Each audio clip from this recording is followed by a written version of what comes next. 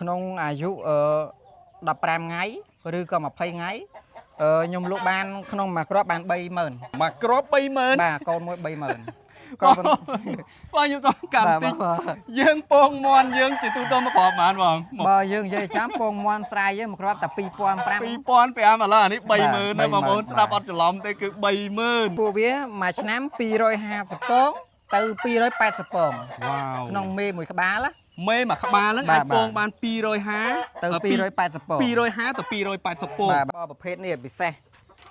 ហើយភ្ញៀវក្នុងមួយថ្ងៃក៏ភ្ញៀវឆាតមិនក្រៅ10នាក់ដែរតែរកកូនវាអានេះពូជមន់ស្គួយមែនបងអានេះបើយើងនិយាយចំខ្មែរយើងតែងតែហៅប្រភេទស្គួយបាទប៉ុន្តែបើនៅខាងប្រទេសគេឈ្មោះវាប្រភេទមន់បាភ្លីស្គួយស្អាតមែនទេគ្រាប់នេះបើសម្រាប់ប្រជាជនខ្មែរយើងអ្នកចិញ្ចឹមកសិកម្មចាប់ផ្ដើមមកឃើញប្រភេទនេះគឺស្រឡាញ់ហើយអញ្ចឹងបងដល់សាយប្រភេទនេះដូនតាំងពីដូនតាចូលចិត្តណាស់ប្រភេទមន់ស្គួយបាទតែបញ្ជាក់បងថានេះមិនមែនជាមន់ពូជមន់ស្រែយើងទេអញ្ចឹងប្រភេទពូជនាំចូលមកពីខាងថៃបាទហើយពួកវាមួយឆ្នាំ250ពងទៅ280ពងក្នុងមេមួយក្បាលមេមួយក្បាលហ្នឹងអាចពងបាន250ទៅ280ពង250ទៅ280ពងអូច្រើនណាស់បងហើយពូនេះនិយាយឲ្យចាំទៅធន់ជំងឺដូចគ្នាឲ្យតែថាចាប់ផ្ដើមឡើងធំ1គីឡូទៅធន់មែនតើតែយើងត្រូវការបច្ចេកទេសចាក់ថ្នាំចាក់អីវាដែរអត់បងយើងត្រូវការបច្ចេកទេសបងពេលដែលវានៅតូចមែនទេនិយាយឲ្យចាំទៅខ្ញុំចាំរងថ្ងៃគឺខ្ញុំអត់ប្រើវ៉ាក់សាំងទេបាទក៏ប៉ុន្តែខ្ញុំមើលតាមអាកាសធាតុឧទាហរណ៍ថាមេឃរោភ្លៀងខ្ញុំដើរវាយថ្នាំតាមទ្រុងហើយបងប្អូនមើលនេះសេវាអូយឡើងក៏ហមច្រាលមែនតើបងប្អូនឲ្យស្គួយរៀងវានេះនិយាយថាគេហៅរៀងកតើតើណាបើសិនអានេះវាកតុយរបស់វានឹងអត់មានចឹងហ្មងបងវាមានតែគ្រាន់ថាវាចាក់គ្នាអង្គុសដោយសារតែក្នុងមួយទ្រុងហ្នឹងយើងដាក់បា2បងបាទចានេះបើមានកតុយទៀតដឹងរៀងវាកតុយកតុយវាបេះឡើងលើទៅហ្នឹងហើយស្អាតបាទហើយបើយើងនិយាយចំកូនវាបានតម្លៃខ្ពស់អញ្ចឹងក្នុងអាយុ15ថ្ងៃឬក៏20ថ្ងៃខ្ញុំលក់បានក្នុងមួយគ្រាប់បាន30000មួយគ្រាប់30000បាទកូនមួយ30000ក៏បងខ្ញុំចង់កាន់តិចយើងពងមន់យើងជាទូទៅមកគ្រាប់បានបងបើយើងនិយាយចាំពងមន់ស្រែយើងមួយគ្រាប់តែ2500 2500ឥឡូវអានេះ30000ណាបងប្អូនស្ដាប់អត់ច្រឡំទេគឺ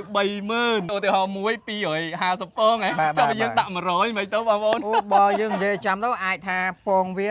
មួយថ្ងៃចាំតរើគាត់ទៅលក់ពងខ្លាយជាអ្នកមានបានហើយចិញ្ចឹមមិនបាច់ចិញ្ចឹមច្រើនទេចិញ្ចឹមតែ10ក្បាលបានហើយហើយយកបាហ្មងយើងយកថាយកមួយចុះបងណាបាទឥឡូវបងប្អូនគុណលុយមើល10ក្បាលហើយមួយឆ្នាំ250ពងក្នុងមួយក្បាលមិនធម្មតាទេបងប្អូនខ្លាយជាអ្នកមានបានក៏នឹងចិញ្ចឹមមន់តែ10ក្បាលទេបើយើងនិយាយឲ្យចំខ្ញុំរាល់ថ្ងៃគ្រួសារខ្ញុំណាបាទបើទាំងប្តីទាំងប្រពន្ធខ្ញុំគាត់ពីមុនក៏គាត់មានទងន់ពុះធំហើយគាត់ឈឺច្រើនហើយដល់ពេលអញ្ចឹងទៅការខ្ញុំចិញ្ចឹមសត្វនេះគឺបានផ្គប់ផ្គង់គ្រួសារខ្ញុំយ៉ាងធូរបាទដល់សារតែពូជយើងវាថ្លៃហើយទី1យើងអត់ហត់ប្រកួតប្រជែងទីផ្សារច្រើនទេដល់សារតែពូជនេះអត់សូវមានអ្នកមានចិញ្ចឹមទេអញ្ចឹងការលក់កូនរបស់ពួកវាឲ្យតែមានគឺភ្ញៀវយកអស់ហើយនេះពូជមួយទៀតប្រភេទមន់រាសីដាងរោមញីចុះមន់រាសីនឹងមិនបងប្អូនមានមន់រាសីទៀតហ៎អីក៏ប្លែកយ៉ាងនេះខ្ញុំទៅយកចំណៃដាក់ដើម្បីបាទបងប្អូនមន់រាសីឈ្មោះប្លែកហើយឥឡូវមកមើលរូបរាងរបស់វានេះប្លែកប៉ុណ្ណាឥឡូវតន់ចាស់អត់នៅយើងលួចមើលបន្តិចសិននោះបាទកតុយងខ្ទើតបងប្អូនទូច្មោមឯនោះអាហ្នឹងបើយើងនិយាយចាំទៅគេហៅប្រភេទដាងរោមញីនេះបងដល់វាមកស៊ីចំណៃស្អាតអាហ្នឹងសម្រាប់គេចូលចិត្តដាក់តាមហាងកាហ្វេឬហាងកាទៀវឬរមណីយដ្ឋានអីបងសម្រាប់គេយកទៅតាំងបាទអូតែតម្លៃវាមិនដែរបងតម្លៃបើមេបាញ់ខ្ញុំលក់តែមួយគូតែ100ទេតែ100ទេបាទហើយតែ100ទេដល់សារថាមន់នេះជាប្រភេទមន់កម្របាទហើយបើពីមុនវាមកក្រាប់តែ150នោះតែគាត់ថាយើងអាចភ្ញាស់បានកូនវាខ្លះហើយបាទអញ្ចឹងក៏យើងអាចថាចែករំលែកពូជបានទៅវិញធូរក៏យើងនៅតែអត់ខាតដែរអូយមកសម្ដីមួយចុកហ្មងខ្ញុំលក់មន់ខ្ញុំបានមួយ20000ណាកាលរបស់ខ្ញុំនៅចំមន់ណាបាទតែនេះលេងសិតតែ150តែគាត់ថាពូជនេះធន់ជំងឺហើយបងដែរឆ្ងល់មើលទៅឆ្ងល់អត់ដឹងថា mà trong này mê đập bay cái báo mua bầm pần có bàn tay vì ở chua khné tệ đó xaแต่ mua năng việc lạnh khné ở trên chua khné phải đi phải tệ វាចែកលេខនេះ ba chuồn cá mê muối vì ai chọn đợt 3 pi mà plate ក៏មាន ដែរ អញ្ចឹងហ៎ បាទ អី ហើយភាគរយពងវាបកកំណើតបានច្រើន បាទឃើញនៅខាងក្នុងបាទទូចយើងល្អិតទេប៉ុន្តែមួយគូសុទ្ធតែ150 100ជាង បាទមិនធម្មតានេះមិននិយាយលេងថារបៀបថាវេតម្លៃថាតម្លៃវាថ្លៃមិនចេះណាចេះមួយអត់មានគំនិតអីផ្សេងបងប្អូនណាគាត់ថានេះវាជាពូជកម្រមួយដែរមែនទេបងអញ្ចឹងតម្លៃវាអាចគួរសមដែរប៉ុណ្ណេះណាបងណាបាទភ្ញៀវខ្លះគាត់ធ្លាប់លេងក្នុងផ្នែកកសិកម្មគ្រាន់តែគាត់ឃើញពូជគឺគាត់ស្គាល់ហើយបាទដោយសារអីអ្នកដែលលេងយើងមិនអាចកុហកគាត់បានទេបាទដូចខ្ញុំអញ្ចឹងឧទាហរណ៍ថាប្រភេទមន់ខ្មៅសំបីតែខ្ញុំឃើញគេផុសគ្រាន់តែខ្ញុំក៏លេខទៅបាច់ខ្ញុំដឹងថាមន់ហ្នឹងធំដល់កម្រិតណាបាទបាទហើយនេះអានេះតូចមានមេមានអីខ្មៅឃ្លីកប៉ុន្តែកូនសស្គូកូនមន់រាសីបងឯងឃើញមិញនេះកូនមន់រាសីទេបាទប៉ុន្តែគាត់ថាយើងយកប្រភេទមេសីមនីធ្វើមេដោះវាអូតែមន់វាអត់ប្រកាន់ទេបងណាមេផ្សេងកូនផ្សេងអញ្ចឹងណាអានេះអាស្រ័យនៅលើបច្ចេកទេសដែលយើងដាក់វាអញ្ចឹងបងបើយើងអត់ដាក់វាទេវាបែងចែកស្គាល់កូនវាចឹកងាប់បាទប៉ុន្តែគាត់ថាបាត់ប្រសោតក្នុងកសិដ្ឋានមួយវាមានរៀងខ្លួនបាទនេះបងយើងនិយាយឲ្យចំទៅប្រភេទនេះគេហៅពូជមន់ប្រាម៉ាបាទប្រាម៉ាប៉ុន្តែគាត់ថាតម្លៃខ្លួនវាក៏វាថ្លៃដែរបើមេបានធ្វើមួយគូ1លានវ៉ាវបងប្អូនប៉ុន្តែឥឡូវហ្នឹងមេគឺខ្ញុំលក់ចេញអស់បាត់ហើយពូជហ្នឹងតែនេះនៅតែកូនទេអញ្ចឹងបងនេះកូនបាទហើយកូននេះបងប្អូនមើលនេះអីកូនអីក៏ធំយ៉ាងហ្នឹងប៉ុន្តែគាត់ថាក្នុងមួយគូប៉ុណ្ណេះខ្ញុំលក់បងប្អូនណាដែលចង់បានខ្ញុំអាចលក់បានធ្វើមួយគូ100ឲ្យអូយមួយគូ100តម្លៃរៀងធ្ងន់ដែរប៉ុន្តែបើយើងគិតពីមន់នេះគឺតម្លៃវាគឺធំហើយប៉ុណ្ណឹងបងណាបាទអូហើយអានេះកូននេះបានប្រហែលខែហើយបងអានេះបាន3ខែជាងហើយបើសិនជាពេលខ្លះគេហៅថាស៊ុនឧខុងមកស៊ុនឧខុង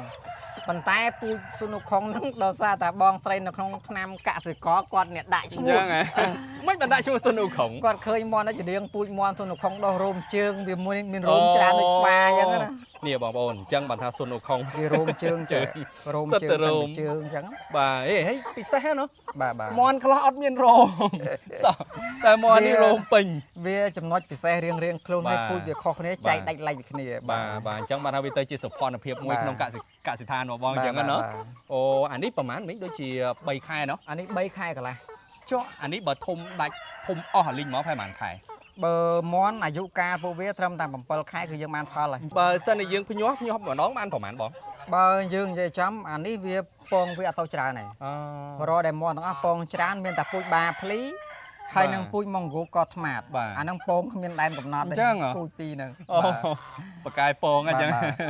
តែនេះពងបានតិចតែតម្លៃវាតែតម្លៃថ្លៃគួរសមដែរកូនពួកវាបានធ្វើអាយុ1ខែ45 50វាសិតតែល្បាតហ្នឹងដូចគ្នាប៉ុន្តែអធិស្ឋានបងនិយាយតែស្មោះត្រង់ណា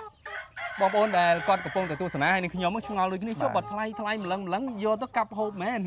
បើនិយាយឲ្យចាំទៅសម្រាប់ដែលបងប្អូនស្រឡាញ់ប្រភេទមន់លម្អចាំបានហើយគឺមិនសូវហ៊ានហូបទេបាទចុះអានេះបើសិនតែយើងគិតថា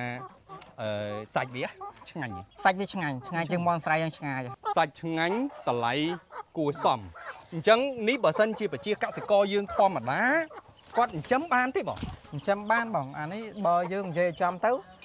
បើសិនជាប្រជាកសិករខ្មែរយើងទាំងអស់គ្នាដែលចង់ចិញ្ចឹមប្រភេទដូចជាខ្ញុំអញ្ចឹងបាទខ្ញុំចាប់ផ្ដើមដំបូងបំផុតគឺតែមេ2ឈ្មោះ1អញ្ចឹងរកដែលការ